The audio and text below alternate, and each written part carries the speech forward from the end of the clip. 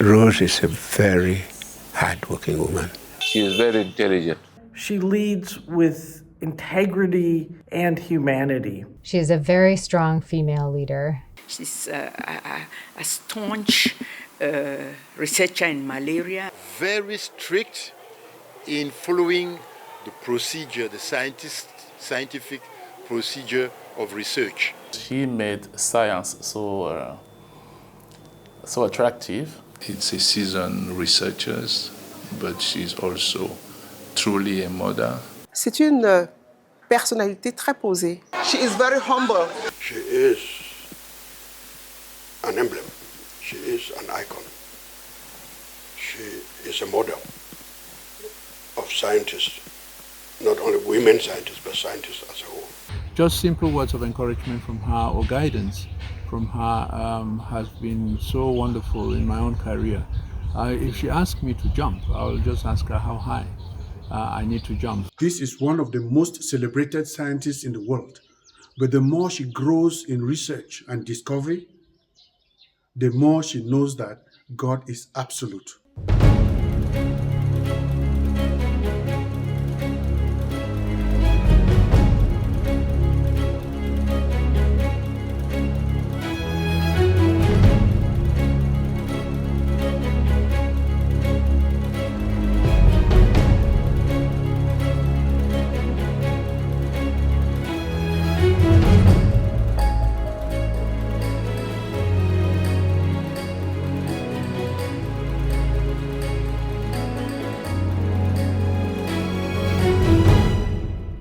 I want to begin by thanking you because you have provided this platform for us to be able to honor our mother, our aunt, while she's alive. Because most of the time, the tendency is to make powerful, beautiful speeches when people are gone.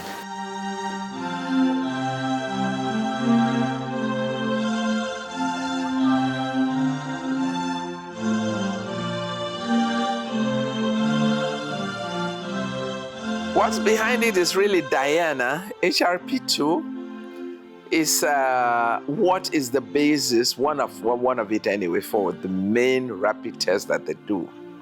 Histidine-rich protein 2. And Diane is the one who found this in her lab. And I always ask her, Diane, why didn't you, really patent it and get money from it and so on? She just let it. But it's the basis now because that's what is used. And also lactose dehydrogenase, LDH, is also used, the two, It's from the parasite, all right? It's an antigen test. So it's the parasite releases this into the system. So you want to find something that comes from the parasite to know that the parasite is alive there. That's the basis. So it's histidine-rich protein 2. And she was able to find that she found in the mouse system. So they could go now into the human system and get it. So that's what they put on that, So they put the antibody to histidine-rich protein on that rapid test, on that band there. And then if you have malaria, the parasite is really releasing this histidine-rich protein 2. So it will bind there when it comes, show you positivity. And the LDH is the same, lactate dehydrogenase is an enzyme. Yeah, and it's the same reason. So it's not just a dead parasite, but sometimes now with histidine-rich protein 2, from the parasite, sometimes when the parasites are dead, people have done work on that to show you that there are no parasites anymore. You can still find it there for about 2 weeks. So even though you say you're positive, it might, you might have been rid of the parasite. But the LDH is the enzyme, that one for sure, the parasite is there. So that's a rapid test. Before it was all microscopy. And you sit and try to look at the microscope. It is still the gold standard, the microscope is still the gold standard. But now you have this rapid test. And there are problems anyway with the HRP2 ones now because there are deletions. There are people who have the deletions. I mean, there are parasites that have the deletions in this gene. So you can be saying that somebody doesn't have malaria, whereas is carrying malaria that has been deleted, the HRP2 gene is deleted, and so you cannot see it on this. That is happening now too, is the problem that we have now also with diagnosis. That can be misdiagnosed also.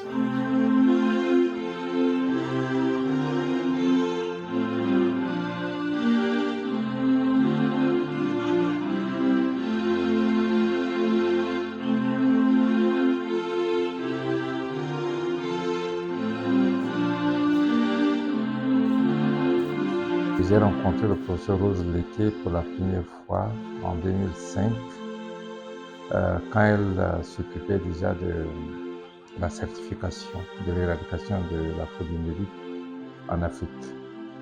Donc c'est lors d'une réunion que le coordinateur polio à l'époque me l'avait présenté et j'avais tout de suite trouvé la performance et la manière de diriger l'équipe qu'elle avait à sa disposition. Et à cette époque, déjà, il y avait des dinosaures, entre guillemets, qui étaient avec elle, comme le professeur Kruma et elle-même. The World Health Assembly decision, I think 1988 or which year it is, that polio should be eradicated from the world. We had smallpox was gone, next we say polio. So then they asked each of the regions to set up a certification commission for the region. Il y avait vraiment une équipe très dynamique au niveau de la certification et j'ai beaucoup aimé la manière dont elle travaillait. And so the one in Africa was set up and I was called to it and I was elected the president of that commission. That was in 1999, some year like that. And I'm still chairing that commission. Been trying to go away, but I think I'll soon run away. So at that time, there used to be, in 1988, when all this was taken, there were about 125,000 children, paralyzed from polio, and just was like, we cannot keep on going with all these paralyzed children. The partners at that time were WHO, UNICEF, Rotary International, CDC Atlanta, then Bill and Melinda Gates joined, and then Gavi also has joined there. So there are 6 of these partners in the Global Polio Eradication Initiative. Gavi is an organization that is committed to saving children's lives through immunization. Our focus is on ensuring that all countries have access to basic childhood vaccines, and that is how I initially came to know Professor Rose Leke. In 2022, we were searching for a new chair of our independent review committee, which is a group of experts we bring in to help guide us on our investment decisions to make sure that all new grants and vaccines that we provide to countries are done through an open and transparent funding process. And in 2022, when we were looking for a new chair, Rosa's name came up with the search committee.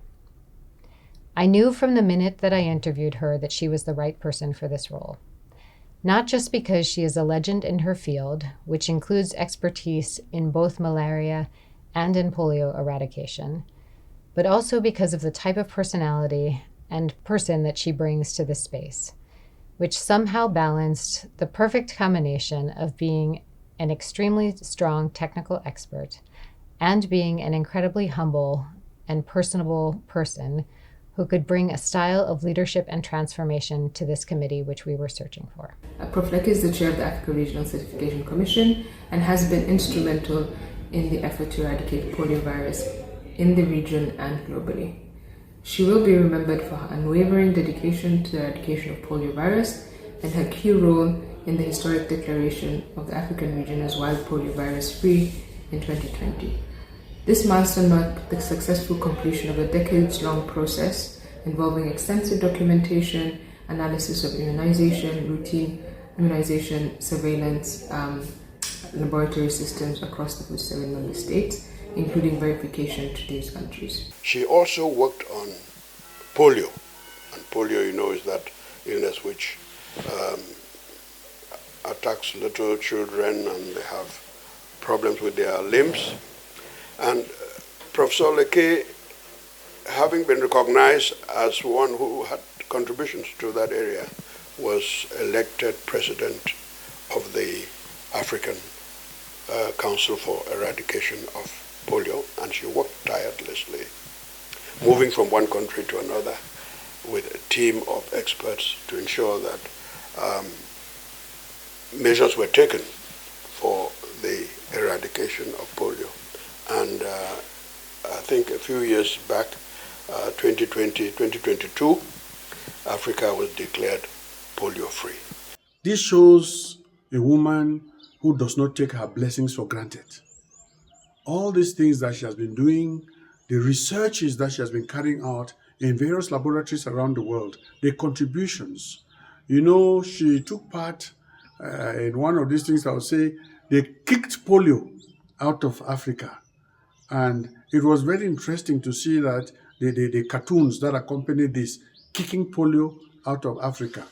She was part of that group of scientists who worked for this. She's been a thought leader in areas of malaria control, development of new vaccines for polio in the polio eradication campaign, making sure that the polio is eradicated, is eliminated from all countries and eventually eradicated.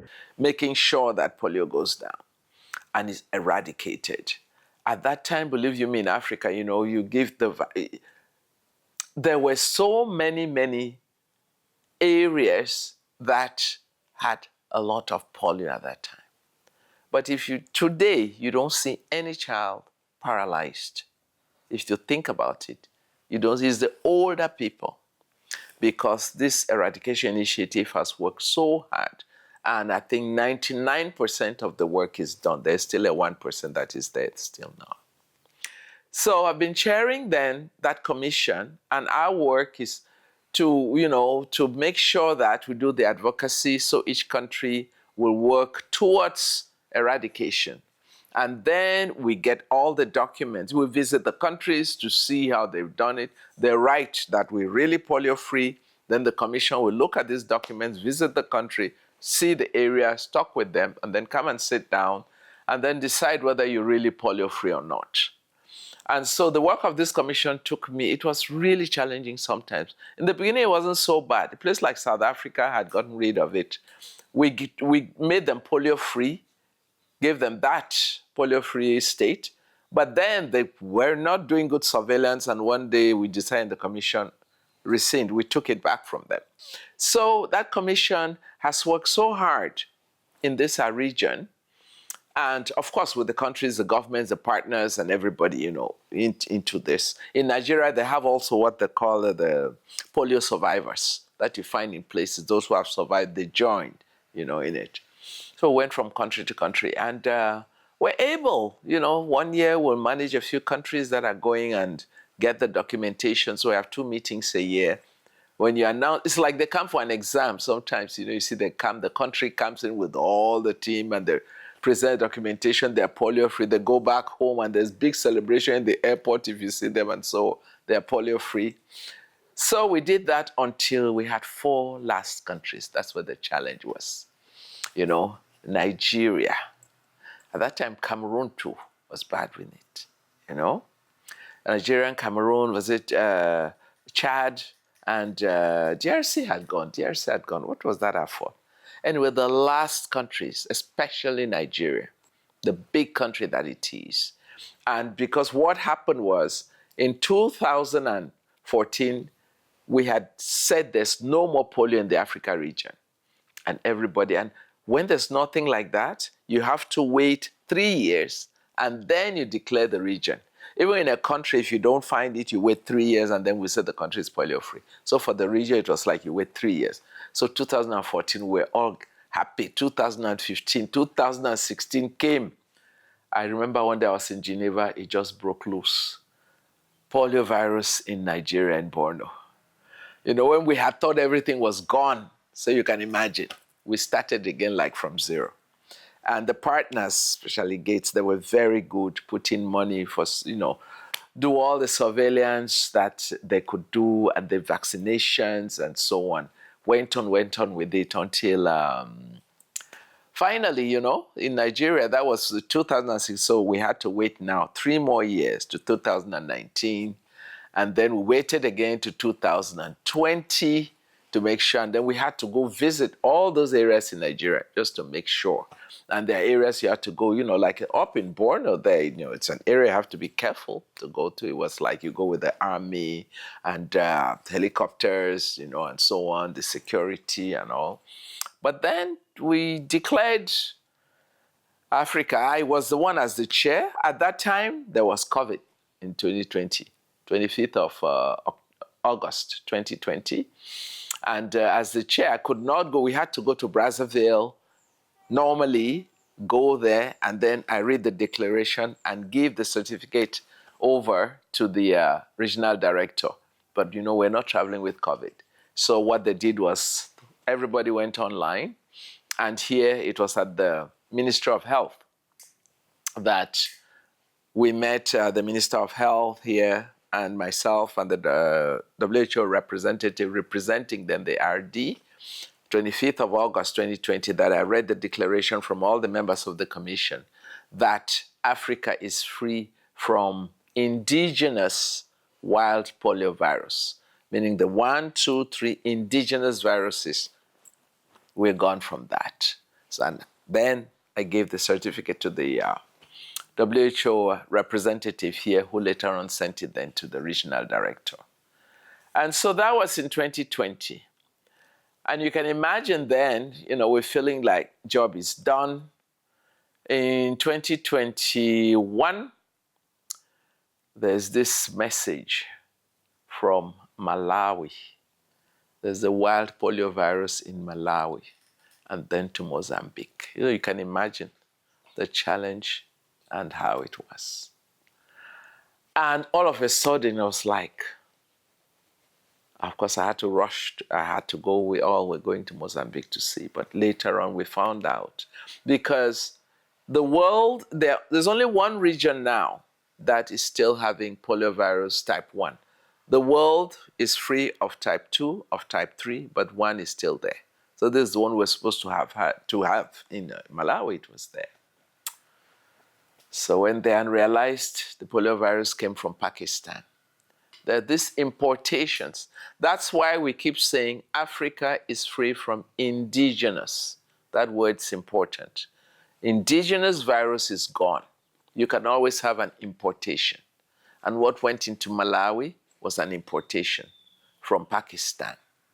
There. So it went to Malawi, Mozambique, and the partners, countries got in and got rid of that. But now, so you asked me what was challenging, that was challenging. But there is still now, Pakistan, Afghanistan have the polio type 1 still there. That's why the world is not, declared free from. And it cannot also, because there's a variant of the wild polio. Now we have the variant of the type 2. We have the variant even of the type 1. That is still paralyzing children. It's not the indigenous virus, but the variants that are still paralyzing children. And so another thing to say is that the 6 chairs of these commissions, I am for Africa, the one for the Emerald, the one for the 6 of us, make up the Global Certification Commission. So it's a group that declares the world free. So we've declared, we have our signatures, declared the world free from wild poliovirus type 2. We've declared it free from type 3. And now with the only places with type 1 left is Pakistan and Afghanistan. That's why. And then these variants too. We're trying to get rid of all these variants in all the countries. We have a lot of them in Africa. So at least we can get the world free of, the poliovirus.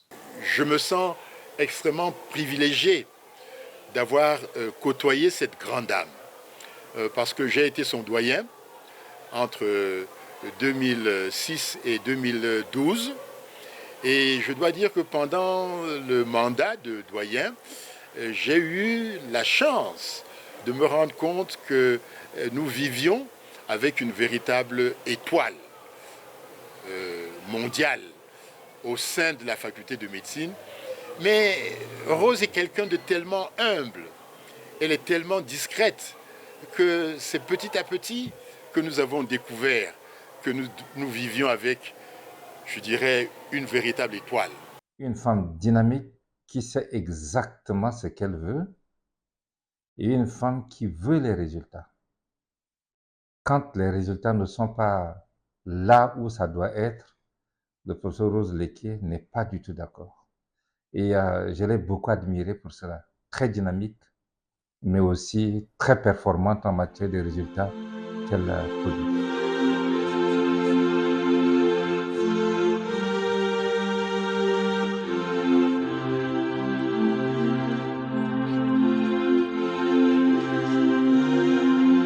There are 6 WHO regions, as you know. And these regions, in the Global Polio Eradication Initiative, that's eradication of polio I'm coming to now. Each of these regions has a certification commission because 1988, the World Health Organization decided that polio has to be eradicated from the world. Professor Leke has been the chair of the African Regional Certification Commission since 1999, and I joined that commission in 2001 as a member. It has been an absolute pleasure to know Rose throughout these many years, and I've always been impressed by her commitment and her leadership as the chair of that commission, ensuring that there is good participation from all of the members.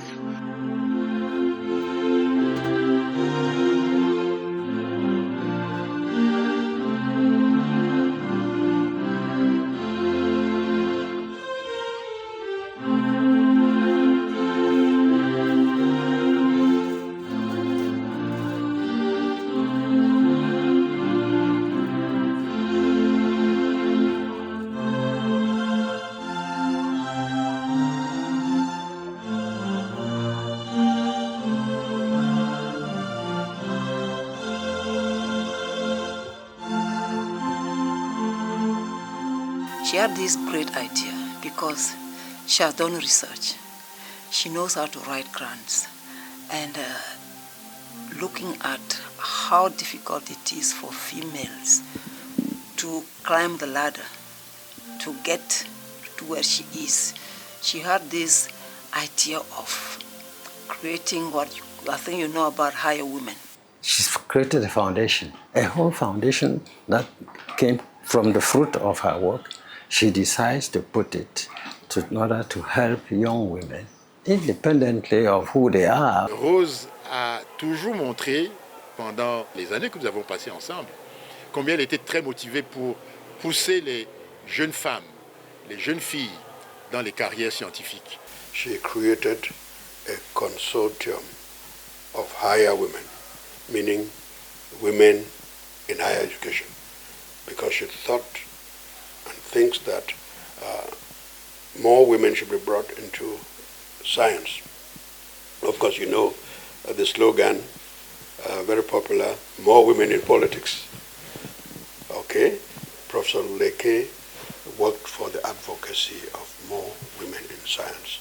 Professor Leke has tirelessly mentored, supported, and inspired women in health research, helping to create the structures and networks that make it possible for others to thrive. Her vision has led to the founding of initiatives like the Higher Women Consortium, which connects and elevates women scientists from across Africa, and it is the embodiment of the kind of systemic change that the Virchow Prize seeks to honor. I am part of Higher Women. So with Higher Women, Mama is, as you know, the founder of Higher Women.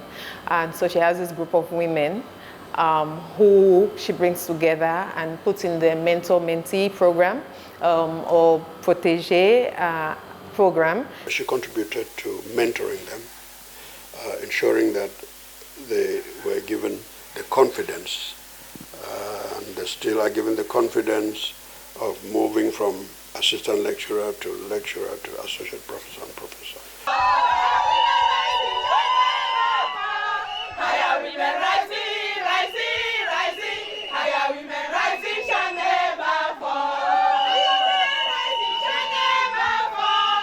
Higher women rising, rising, rising. Higher women rising shall never fall. That consortium is carrying out a mentor-mentee program where the senior ones tend to help to drag up the younger ones, mentoring them, coaching them, and doing all sorts of things.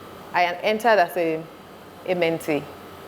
I was curious, I heard about the higher women, and so I was curious to find out what is really happening there. And there I could see her in action, and I could see all these women who were all around her, and what they were doing. And I was quite interested and intrigued as well to see that she's able to bring together all these women, and she's able to impact this younger generation with a team of people who are a little bit, who are senior than the generation they want to impact. So that was very interesting for me. Until within a short period, and given the things I've been able to do and also contribute, I was quickly moved up from the status of a mentee into a mentor, still in higher women. One thing I keep thinking I'm not there yet is getting what we're doing in higher women. To be able to get young women, not only scientists, teaching like we're doing, bringing this one up, we see it has had an impact. I like to still do that maybe in primary schools to get children to science, have a way of getting into primary schools, getting into secondary schools, and making sure that children, and then science, not this route, children go and learn. I don't know what they're doing today, you hear. I see it's repeating what what they gave to you. I said, there's problem solving. How do we get these children to start? I'm not in the ministry, I'm not in education, I'm not in anything, but I just keep wondering how once in a while some people like higher women can just get into schools, have discussions like we do with, young children. You want to be a scientist, but what does it take? What does it take? She has pulled a lot up, and that's something extremely important. And it has made many young researchers advance, learn how to look for financing, write scientific articles, particularly work as a team, because teamwork is what is extremely difficult in our setup. And the government cannot finance research completely. So we need to look for outside funding, and to do it, you need to know how to do it. I published free of charge, of which they were asking for about 1,500,000 for. So I published my first high impact factor journal with the advice of Professor Leke. So problem solving is so important. And I keep wondering, we do with the higher women, the ones that we have as mentees, I think we try so much to impart some of it all to them. But I keep wondering, I say, it's not only the higher women, we need our female, maybe not only the female young women, but maybe also everybody, I don't know. But that's one thing I keep saying to myself, the problem solving hasn't yet gotten in as one would want to get it. And we're helping anyway the higher women now to do, how do you write a proposal? What is it, the question that you're asking? How can you resolve that question then? How are you going to it? This is all research. You are researching. You have a problem, you have a question, you want to answer it, and you want to solve a problem. How do you go about it? This is what all research is all about. And I still feel there's that part of it that I still, little by little. And also, I got all this. I'm trying to see how we can get more funding to just help young girls that I see around, maybe not only the girls. There are some who would really get into a master's program and they lack a little bit. If you give them $1,000, even 2,000, £1,000,000 for reagents, they will finish that master's project. But there's no place to get that kind of money. African countries, really, research is not a priority as such. And so there's not enough money there, small grants that they can have. We all depend on external funding to really get real good money for research. You need external funding. But those little bits like that will help some of these young people that I see around that are saying they're doing a master's, they do it for 2 years, for 3 years, because they really don't have money to buy this little reagent. How can we get some funding, put it together, and be able to get that for them? That's it. You know, and I work a lot with the Minister for Women's Empowerment. You know, we're in the Faculty of Medicine together, so she's like a sister. And I still, when I got the Kwame Nkrumah award, you know, it was for $20,000. Of course, I took some money and for what they call, for awards for some of the young girls that she was doing some awards for. I also had 20 of those that I gave to. And to continue something like this, you know, to encourage. If you do well, they encourage you. If you do well, you get a small award, you get a small something. How can we still do that? Just to make children today, you know, to think about excellence. Like I was brought up by my father to think about it all the time. And if you do that, you get a reward. As a professional, I've learned a lot by her side. So working with Professor Rose Leke in preparing annual meetings, in preparing other events of the Higher Women Consortium, really helped me to learn a lot from her. First of all, how to be organized, to prepare things on time, to be successful in what you are doing, to really be committed when you decide to carry out an activity, to really take time to really prepare so that the event should be a success. She is a committed and dedicated professional. She is a very strong female leader, and she is an extremely approachable and down-to-earth person, which is a rare combination. Higher women, higher women, still we rise. When I remember the words of Professor Leke Rose 2015, when she said, this is the time to be the mentor I wish I had when I was in the early stages of my career. When I went back home, I just told myself. Therefore, belonging to the Higher Women Consortium gives any woman the opportunity to learn networking skills within and out of your field of expertise, gives you the opportunity to make new friends, career and otherwise, and gives you the opportunity to stay on the ladder to climb up, and as you climb, you pull someone up.